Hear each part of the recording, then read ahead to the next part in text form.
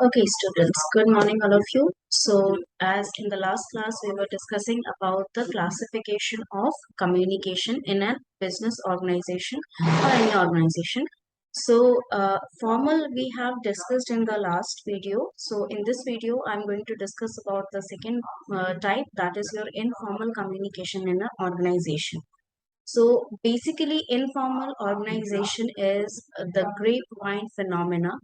It is the name that is referred here. इसको अगर आप डिफाइन करेंगे तो यहाँ पर डेफिनेशन जो आता है, definition comes here that grapevine communication is a type of communication that forms mostly from unintentional social interaction. Here you can see on the screen it is written unintentional social interaction. Now what is unintentional?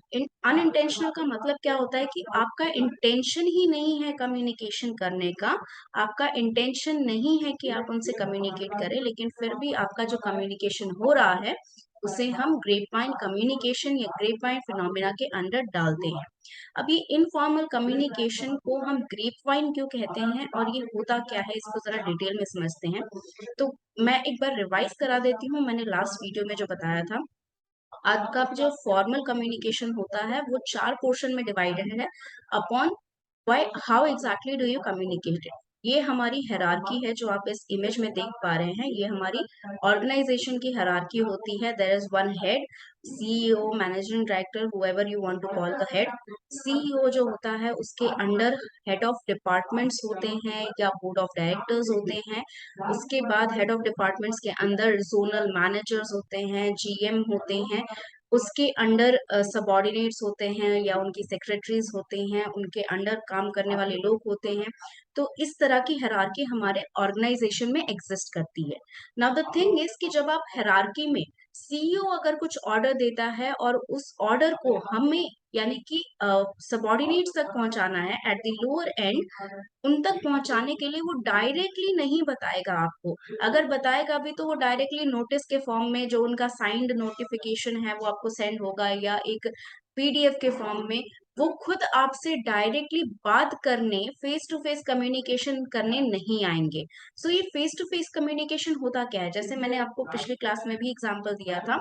अगर authorities ये issue कर रही है notice कि आज के बाद से आपको कॉलेज कैंपस में मोबाइल फोन अलाउड नहीं है, तो सबसे पहला स्टेप होता है कि इसका एक हो सकता है नोटिस पीडीएफ आपके ग्रुप में सेंड किया जाए, अगर व्हाट्सएप एक माध्यम है कम्युनिकेशन का आपका। अगर नहीं तो कॉलेज में हर क्लासरूम के बाहर एक बिल बोर्ड लगा रहता है, उस बोर्ड के ऊपर आपका उस बोर्ड के ऊपर आपका नोटिस बोर्ड लगा रहता है, उसके नोटिस बोर्ड के ऊपर एक नोटिस लग जाएगा कि आज के बाद आपको कैंपस एरिया में मोबाइल फोन यूज करना मना है। अब आपने यहाँ पर जो नोटिस पढ़ा, जिन लोगों ने पढ़ा उन्हें पता चला, जिन लोगों को नहीं पता चला उनका क्या।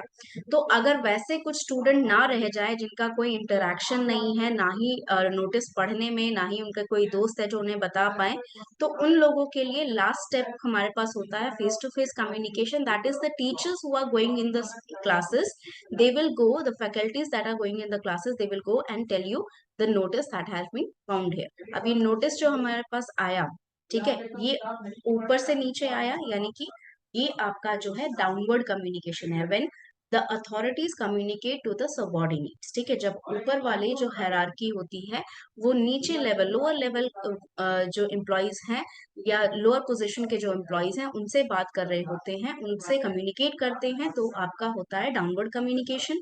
अपवर्ड कम्युनिकेशन यानी कि मुझे अगर कोई रिपोर्ट सबमिट करनी है, मान लीजिए वो रिपोर्ट जो है हेड ऑफ डिपार्टमेंट को जानी है, लेकिन वो हेड ऑफ डिपार्टमेंट तो मुझसे मांगने नहीं आएगा अगर मैं सबॉर्डिनेट यानी कि लोअर लेवल या मिनिमम जो है लोएस्ट लेवल ऑफ हायरार्की है उस पर वर्क कर रही हूँ। तो लोएस्ट हायरार्की क्या करेगा, उसके सीनियर जो है, ठीक है, यानी कि हेड ऑफ जो डिपार्टमेंट है वो अपने जूनियर से मांगेंगे, उनके जो जूनियर हैं, जीएम है, जोनल मैनेजर हैं, वो आपके मैनेजर से मांगेंगे और आपका मैनेजर आपको कहेगा कि आपको ये रिपोर्ट तैयार करनी है। अब ये रिपोर्ट जो जा रही है, आप जो रिपोर्ट भेजेंगे अपने सीनियर को, वो अपने जोनल मैनेजर को भेजेगा, zonal manager head of department को भेजेगा। ये होता है अपवर्ड कम्युनिकेशन, जहां पर एक नीचे वर्ग में वर्क करने वाला जो एम्प्लॉय है वो हायर लेवल को अपना कम्युनिकेशन देता है, अपने अपनी तरफ से कम्युनिकेशन करता है। ये आपका हो गया अपवर्ड कम्युनिकेशन। तो डिपेंडिंग ऑन द डायरेक्शन हमारे पास ये वर्टिकल हो गया। हॉरिजेंटल जब सेम लेवल ऑफ हायरार्की में लोग एक दूसरे से बात करते हैं, सेम डिपार्टमेंट के। जब अलग अलग डिपार्टमेंट के लोग एक दूसरे से बात कर रहे हैं तो हम उनसे डायगोनल कहते हैं। तो बेसिकली यहाँ पर डिपेंडिंग ऑन द डायरेक्शंस हमने फॉर्मल कम्युनिकेशन को 4 पार्ट में डिवाइड किया था। अब इनफॉर्मल में क्या है कि यहाँ कोई डायरेक्शन ही प्रेजेंट नहीं है, यानी कि कोई भी किसी से भी कहीं भी बात कर सकता है। अगर मान लीजिए इस डिपार्टमेंट का जो हेड है वो इस जोनल मैनेजर के जूनियर से बात कर रहा है, it can be about the work, it can not be about the work. मतलब वो जरूरी नहीं है कि आप जो है जिस पोजीशन के हिसाब से एक फॉर्मल कम्युनिकेशन होना चाहिए उस पोजीशन के हिसाब से ही आपका फॉर्मल कम्युनिकेशन हो रहा है। किसी से भी आप कभी भी बात कर रहे हैं and it is basically not related to your work, आपके काम से रिलेटेड। जैसे आपसे कोई रिपोर्ट मांगनी है तो वो रिपोर्ट जो है होती है, जो आपने मैंने कहा डायगोनल कम्युनिकेशन दो डिपार्टमेंट्स के बीच होती है। इस जोनल मैनेजर को अगर चाहिए कोई रिपोर्ट तो वो इस जोनल मैनेजर से मांगेगा, उसके एम्प्लॉय से नहीं। That is the formal way of communicating. अगर वो इनसे मांगता है तो ये ग्रेप वाइन कम्युनिकेशन में आता है, ये फॉर्मल कम्युनिकेशन नहीं है, ये सही तरीका नहीं है रिपोर्ट मांगने का। तो रिपोर्ट आपका फॉर्मल कम्युनिकेशन है। लेकिन कोई इनफॉर्मल कम्युनिकेशन है, जैसे मान लीजिए इस जोनल मैनेजर के बारे में कोई ऐसी जानकारी इसके जूनियर्स को देनी है किसी और जोनल मैनेजर को, तो वो जो कम्युनिकेशन हो रहा है वो इनफॉर्मल हो रहा है। बेसिकली उसका काम से कोई लेना देना नहीं है। सो ये ग्रेप वाइन क्या होता है ये आप समझ गए। अगर अब भी नहीं समझे हैं तो यहाँ देखिए एक और डायग्राम मैं आपको दिखा देती हूँ। कम्युनिकेशन ये पूरा फॉर्मल है, ठीक है। जब आप सुपीरियर से बात कर रहे हैं तो ये अपवर्ड हुआ। डाउनवर्ड हुआ जब आपके सुपीरियर आप सबॉर्डिनेट से बात कर रहे हैं। लैटरल हुआ जब आप को वर्कर के साथ बात कर रहे हैं। एक्सटर्नल हुआ जब ऑर्गेनाइजेशन के बाहर बात कर रहे हैं। डायगोनल हुआ जब आप डिफरेंट डिपार्टमेंट से बात कर रहे हैं, ठीक है। अब ग्रेप वाइन की जरूरत क्या है, आखिर मुझे दूसरे जोनल मैनेजर से या उसके किसी सबॉर्डिनेट से बात करने की जरूरत क्यों पड़ती है? Why do we need to communicate when we don't have any work? जब कोई काम ही नहीं है तो उससे कम्युनिकेट करने का मतलब क्या हुआ? तो मतलब बनता है ये 5। These are the 5 basic reasons why grapevine phenomena happen in an organization। एक organization में grapevine क्यों होता है और कैसे होता है, इसका ये 5 रीजन है। अब क्यों होता है इसको पहला रीजन हम डिस्टिंग आइडेंटिफाई करें। Feeling of uncertainty. कई बार ऐसा होता है कि ऑर्गेनाइजेशन में, जैसे मान लीजिए ऐसा कोई किसी ने अफवाह फैला दी, रूमर्स स्प्रेड कर दिए that people are getting lay off, किसी लोगों को, कुछ लोगों को निकाला जा रहा है। अब द थिंग इज कि ये बात किसी को भी पता चली, कैसे भी पता चली, कोई भी अपने सर पे जरा सा भी उसको लगेगा कि मेरी नौकरी जाने वाली है तो उसे बड़ी परेशानी होगी। तो वो इस इंफॉर्मेशन को ठोस बनाने के लिए, यानी कि इसका प्रूफ लेने के लिए वो किसी ना किसी से कम्युनिकेट जरूर करेगा। वो पहले अपने कोर वर्कर से पूछेगा कि अरे तुमने सुना ले ऑफ होने वाला है। अगर उसे को वर्कर से कोई इन्फॉर्मेशन नहीं मिली, they will go to another department. हो सकता है एचआर डिपार्टमेंट में से किसी से बात करने की कोशिश करे ताकि उसे वो लिस्ट मिल जाए, या उसे एटलीस्ट इतना पता चल जाए कि वो सेफ है या नहीं। तो जब ये फीलिंग ऑफ अनसर्टेनिटी होती है किसी के माइंड में, तो वो इनफॉर्मल कम्युनिकेशन करने के लिए मजबूर हो जाता है, उसे करना ही पड़ता है इनफॉर्मल कम्युनिकेशन। दूसरा होता है फीलिंग ऑफ इनएडुकेसी। कई बार होता है कि आप कुछ भी काम कर रहे हैं, कितना भी काम कर रहे हैं, फिर भी आपके जो सीनियर हैं वो आपको ढंग से अप्रिशिएट नहीं कर रहे हैं, आपको इंसेंटिव नहीं मिल रहा है। Like you are thinking that you have given your 100%, but you are not getting anything from your organisation, from your senior. No appreciation, nothing. मतलब एक वर्ड ऑफ अप्रिसिएशन भी नहीं मिलता है कि हाँ तुमने बहुत अच्छा काम किया। अब इस इनएडिक्वेसी फीलिंग को कि मैंने इतना अच्छा काम किया फिर भी मुझे कुछ अप्रिसिएशन नहीं मिला, तो इसके लिए वो किसी और के पास जाते हैं। वो किसी और डिपार्टमेंट के पास जाएंगे या किसी और पर्सन के पास जाएंगे जो सीनियर है। जैसे मान लीजिए कोई 10 साल से काम कर रहा है, वो किसी भी डिपार्टमेंट में हो, आप उनसे जाके पूछेंगे कि सर मैंने इतना काम किया, मैम मैंने इतना काम किया, फिर भी मेरे सीनियर मुझे अप्रिशिएट नहीं करते हैं। You exactly want to know that what your senior want, norms, ठीक है, आपके जो सीनियर हैं वो क्या चाहते हैं ये जानने की आपको जरूरत है। और ये चीज डायरेक्टली की जा सकती है। When you directly talk it is formal, क्योंकि वो आपके सीनियर हैं, आपके इमीडिएट सीनियर हैं, उनसे आप पूछ सकते हैं। लेकिन जब आप किसी और के पास जाते हैं, क्योंकि आपके पास सेल्फ कॉन्फिडेंस उतना नहीं है या किसी भी रीजन से आपको लगता है कि सही आंसर आपके सीनियर नहीं देंगे आपको या अप्रिशिएट नहीं करेंगे ये क्वेश्चन, तो आप किसी और के पास जाकर ये क्वेश्चन उनके साथ ये करते हैं कि मैं ऐसा क्या करूं कि वो मुझे अप्रिशिएट करे, या किस तरीके का काम उन्हें पसंद आता है, मैं जो रिपोर्ट्स लिख रहा हूँ उसके फॉर्मेटिंग में कोई दिक्कत हो रही है, या मेरा कम्युनिकेशन क्लियर नहीं है, व्हाट इज द प्रॉब्लम। तो इस इनएडुकेसी की फीलिंग को आप कम करने के लिए या अपनी क्यूरियोसिटी को फुलफिल करने के लिए आप अलग अलग जगह कम्युनिकेशन करने चले जाते हैं। Third is formation of favoured group. कई बार ऐसा देखा गया है कि जो मैनेजर्स हैं या सीनियर अथॉरिटीज हैं, वो किसी ना किसी को अपना फेवरेट बना लेते हैं। जैसे क्लास में भी देखा जाता है, जो बच्चा हमेशा टीचर की बात मानता है, अच्छे मार्क्स लेके आता है, जब नोट्स मांगो तो नोट्स कंप्लीट रहता है, जब होमवर्क मांगो तो होमवर्क कंप्लीट रहता है, तो टीचर उन बच्चों को अप्रिशिएट करते हैं। बट द थिंग इज कि बाकी के जो स्टूडेंट्स हैं जो एवरेज है, जो अपना 100% दे रहे हैं लेकिन उसके बावजूद अप्रिशिएट नहीं हो पा रहे हैं क्लास में, उनको ये चीज कमी लगती है, उनको ये इनएडुकेसी जो आ जाता है।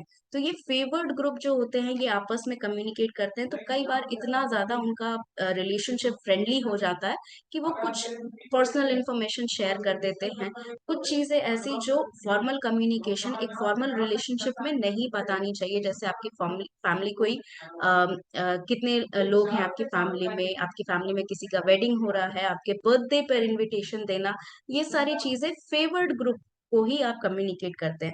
अब ये जरूरी नहीं कि सीनियर और जूनियर के बीच ही हो, आपके को वर्कर में भी कई बार ऐसा होता है कि कुछ लोगों को आप पसंद करते हैं, कुछ लोगों को आप उतना फेवर नहीं करते हैं। whether you have worked with them for a long time or for a short span of time, but still you like some people to work with। जैसे आप ब्रेक आवर्स में उनके साथ ही बैठेंगे लंच करने, उनके साथ ही जाएंगे टी ब्रेक लेने। So all those things, favoured एक जो होता रहता है, पर्सनल बॉन्डिंग जो हो जाती है आपकी किसी भी कोवर्कर के साथ या किसी भी अदर वर्किंग मेंबर के साथ, तो वो फेवर्ड ग्रुप में आ जाते हैं आपके, और उनके साथ आप कई बार पर्सनल इंफॉर्मेशन शेयर कर लेते हैं। So this is one of the reason for grapevine phenomena. Fourth one is some unusual happenings in the organisation. Something or the other, कुछ ना कुछ ऐसा अजीब हुआ जो कभी नहीं हुआ था।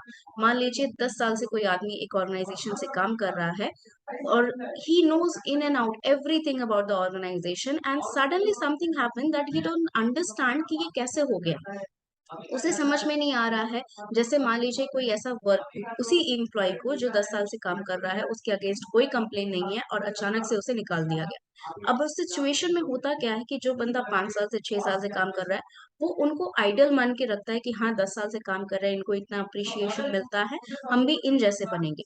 लेकिन उनको एक शॉक लगता है जब उस पर्सन को निकाल दिया जाता है, या फिर ऑर्गेनाइजेशन में कुछ ऐसे चेंजेस आ जाना, जैसे कुछ डिसिप्लिनरी एक्शंस लेना किसी के अगेंस्ट, या कुछ ऐसे अनवांटेड फाइल्स लीक करने जैसा कुछ, बहुत ज्यादा अनयूजुअल हैपनिंग, मतलब कुछ भी ऐसा जो आप कुछ सोच नहीं सकते थे वैसा कुछ होना। अब उसमें आप मजबूर हो जाते हैं कि आप जो जिस भी इस फेवर्ड ग्रुप में जो आते हैं, आपके फेवर्ड ग्रुप में जो लोग आते हैं उनसे आप कम्युनिकेशन करने लगते हैं कि I have heard about this, do you have any information, do you have any new information about what exactly is happening. क्योंकि कई बार ऐसा होता है कि अगर अथॉरिटी के पास इस तरह की कोई इन्फॉर्मेशन होती है, वो नहीं चाहते हैं कि सबॉर्डिनेट्स या लोअर हायरार्की वाले लोग सारी इन्फॉर्मेशन जाने, ताकि उनको कोई रिवोल्ट ना हो पाए, या कुछ झगड़ा ना हो जाए, या उनके मन में ऑर्गेनाइजेशन के अगेंस्ट कुछ भी गलत ना चला जाए, या मिसअंडरस्टैंडिंग ही क्रिएट ना हो जाए। इस वजह से वो चाहते हैं कि लोअर हायरार्की वाले लोगों को ये चीज पता ना चले, या कई बार लोअर हायरार्की वाले लोगों में कुछ अनयूजुअल झगड़े हो जाते हैं, कुछ भी ऐसा फाइट हो जाता है तो वो सीनियर मेंबर्स को बताना नहीं चाहते हैं ताकि उनके काम पे कोई असर ना पड़े. So these unusual happenings sometimes your curiosity gets the best of you and you go ahead and ask someone about the happenings. You ask someone about the incident that happened on in the office. तो वो सारी curiosity है, human nature है, तो आपको जानने का मन तो करेगा ही. तो उस चीज को आप satisfy करने के लिए, उस curiosity को satisfy करने के लिए आप कहीं ना कहीं से information gain करने की कोशिश करते हैं, which is a reason for grapevine phenomena. Last one is personal problem. कई बार ऐसा होता है कि कुछ एम्प्लॉयज पर्सनल लेवल पे बहुत ज्यादा डिस्टर्ब रहते हैं, फैमिली में किसी की डेथ हो जाना, रिलेशनशिप ब्रेकअप हो जाना, बहुत सारे ऐसे रीजंस होते हैं, या फिजिकली मदर या फादर की तबीयत ठीक नहीं है, there are lot of financial problems happening there. तो वो सारी प्रॉब्लम्स उन फेवर्ड ग्रुप के साथ शेयर करना चाहते हैं, क्योंकि वो 8 घंटे 9 घंटे उस पर्सन के साथ काम कर रहे हैं. तो एक बॉन्डिंग हो जाता है जिससे आपको लगता है कि आप सेफ हैं उस पर्सन से अपना इंफॉर्मेशन शेयर करने में. तो ये चीज जो होती है, ये आपको एक रीजन है ग्रेपवाइन कम्युनिकेशन का ऑर्गेनाइजेशन में होने का. So we have done we are done with the reasons of grapevine phenomena. In the next video we will be talking about the types of grapevine. Thank you so much.